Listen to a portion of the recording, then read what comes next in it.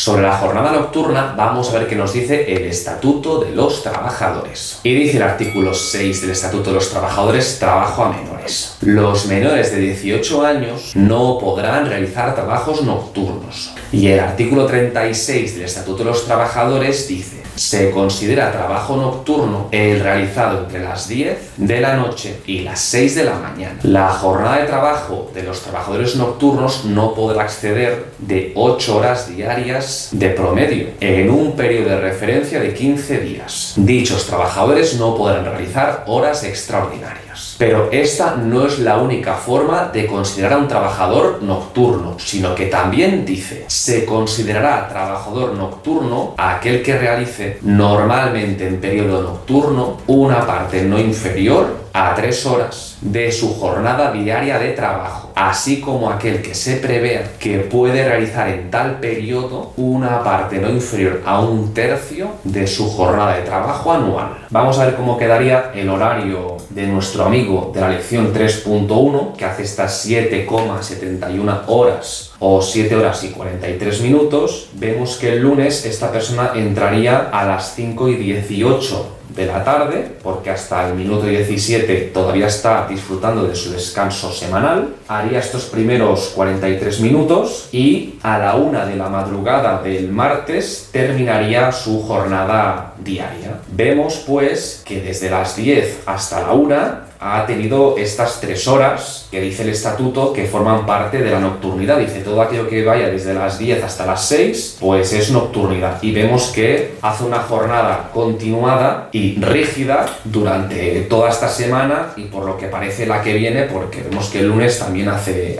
este horario. Entonces a ese trabajador se le consideraría que trabaja de noche, porque hay 3 horas que están ocupadas, que son estas que vemos aquí, desde las 10 hasta la 1. Vemos efectivamente que son 3 horas. Pero vemos que el Estatuto de los Trabajadores dice que hay una segunda opción, que es la que no hace falta que sean 3 horas dentro de las 10 hasta las 6, sino que vamos a ver qué significa esto de que haga 1/3 de su jornada anual dentro de esta franja de las 10 y las 6, que no hace falta que sean 3 horas, sino vamos a ver qué significa 1/3. Vamos al calendario de los días laborales que calculamos en la lección 3.1 de esta persona, y vemos que en ese convenio colectivo que yo mismo me había inventado tiene que hacer 1750 horas. Si dividimos 1750 horas entre 3, nos da 583,33. Esto sería 1/3 de la jornada anual, serían 583,33 horas. Si dividimos este tercio entre todos los días hábiles, que nos dio 227 días, da 2,57. Es decir, que si este trabajador voluntariamente quiere hacer siempre noches, pues lo que vemos es que también se le considerará trabajador nocturno, aunque no llegue desde las 10 de la noche hasta la 1 de la madrugada, sino que basta con que haga de 10 a 12 y luego haga 34 minutos dentro de la hora de las 12. Es decir, basta que haga 2 horas y 34 minutos cada día. No hace falta que llegue a las 3 horas. ¿Por qué? Pues porque 0,57 horas multiplicado por 60 da 34 minutos. Es decir, esta persona también todo el año hace estas horas comprendidas entre las 10 y las 6, también se le considera trabajador nocturno, aunque no haga 3 horas dentro de esta franja horaria. Volvemos a nuestro artículo 36 del Estatuto de los Trabajadores, pero esta vez para referirnos al trabajo a turnos. Y dice: en las empresas con procesos productivos continuos durante las 24 horas del día, del trabajo de los turnos se tendrá en cuenta la rotación de los mismos, y que ningún trabajador esté de noche más de 2 semanas consecutivas, salvo adscripción voluntaria. Y nos vamos al Real Decreto de las Jornadas Especiales, que nos dice su artículo 19.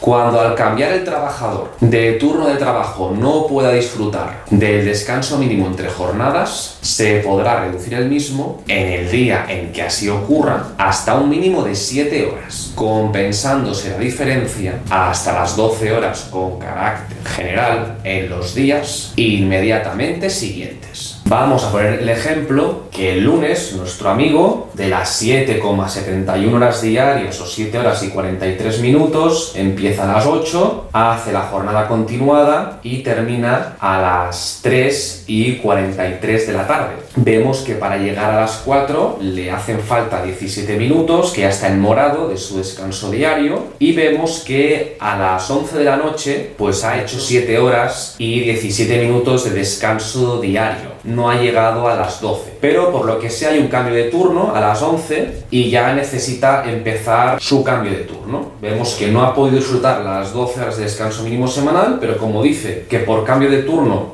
mínimo hay que hacer 7 horas, pues vemos que esto se respeta porque hace 7 horas y 17 minutos, es decir, que por 17 minutos supera estas 7 horas de mínimo. Entonces vemos que terminaría su jornada a las 6 y 43 minutos de la madrugada del martes. Le faltarían 17 minutos para llegar a las 7 de la mañana, que sería su otro descanso diario, y vemos que a las 7 de la tarde del martes esta persona ha hecho ya sus 12 horas y 17 minutos de descanso mínimo diario. Pero vemos que la empresa le tiene que compensar esas horas de más que no pudo hacer el lunes. Es decir, recordemos que le faltan 5 horas para llegar a esas 12 horas de descanso mínimo diario del lunes, porque hizo 7 y pico. Bueno, le faltarían 4 horas y 43 minutos, ¿de acuerdo? Pero bueno, vamos a poner que le faltan 5 para llegar a las 12. Entonces vemos que la empresa no puede ponerle a esta persona que empiece a las 7 de la tarde, porque le faltan 5 horas por compensar. Entonces vemos cómo el descanso mínimo diario del martes se alargará hasta las 12 de la noche, aumentándose así el descanso diario a 17 horas y 17 minutos. Vemos que lo que sobrepasa esas 12 horas de descanso mínimo diario, que son estas 13, 14, 15, 16 y 17 horas, vemos que es la hora número 8, número 9, número 10, 11 y 12, que es lo que le faltaba para el lunes, pero se ha fraccionado y se disfruta en el descanso diario del martes como un anexo, como un complemento, como una ampliación de su descanso mínimo diario. Y bien, vamos con la última modalidad del tiempo de trabajo, que es el trabajo a distancia. Y nos dice la ley del trabajo a distancia. Se entenderá que es regular, es decir, habitual, el trabajo a distancia que se preste en un periodo de referencia de 3 meses, un mínimo del 30% de la jornada, o el porcentaje proporcional equivalente en función de la duración del contrato de trabajo. Por ejemplo, en el calendario laboral de nuestro amigo que hace 1.750 horas al año y en su jornada regular perfecta hace 7,71 horas diarias, vamos a imaginar que durante 3 meses consecutivos, enero, febrero y marzo, vamos a contar cuántas horas hay de enero a marzo en estos 3 meses. Pues enero tiene 20 días laborales, febrero tiene 20 días laborales y marzo tiene 23 días laborales. En total hay 63 días laborales, que si los multiplicamos por las 7,71 horas diarias da 485,73 horas. Bien, pues si hacemos el 30% de dicha cantidad, se consideraría trabajo a distancia si esta persona como mínimo hiciera 145,72 horas de estas horas que tiene que hacer durante estos 3 meses. Vamos con el artículo 2, que son las definiciones, y dice: a efectos de lo establecido en este Real Decreto Ley, recuerdo que los Reales Decretos Ley eran normas que realizaba el Poder Ejecutivo con fuerza de ley, con urgencia y extremada necesidad, que ahora mismo ya está convalidada como una ley. Se entenderá por a. Trabajo a distancia, realización de la actividad laboral en el domicilio de la persona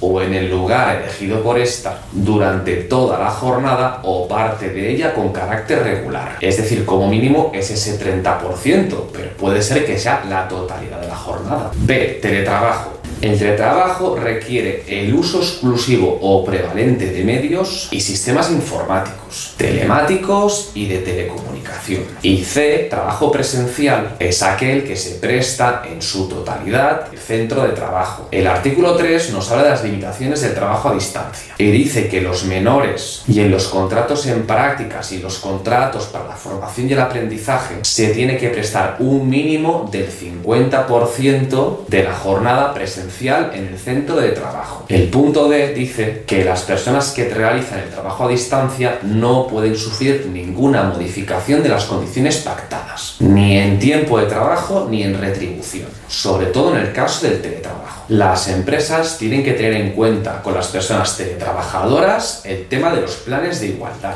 Y las personas que teletrabajan tienen los mismos derechos en cuanto a conciliación que las personas que trabajan presencialmente en el centro de trabajo. El artículo 5 nos habla de la voluntariedad del trabajo a distancia y del acuerdo del trabajo a distancia. Dice que el trabajo a distancia será voluntario para la persona trabajadora y para la empleadora y requerirá la firma de un acuerdo en el cual se fijen cómo van a ser las reglas del trabajo a distancia. Y la negativa de la persona trabajadora a realizar el trabajo a distancia no podrá ser motivo de causa de extinción contractual. Y el artículo 6 nos habla de las obligaciones que tiene que tener este acuerdo del trabajo a distancia. Y entre varias cosas tiene que figurar que este acuerdo tiene que ser por escrito, el inventario de los medios, equipos y herramientas, una enumeración de los gastos que pueda tener la persona trabajadora a distancia, por ejemplo, luz, internet, etc., el horario de trabajo y las reglas de disponibilidad, y los medios de control empresarial de la actividad. Y esto nos lleva al artículo 18, que nos habla del derecho de la desconexión digital. Dice, una limitación del uso de los medios tecnológicos de comunicación empresarial y de trabajo durante los periodos de descanso, así como el respeto de la duración máxima de la jornada.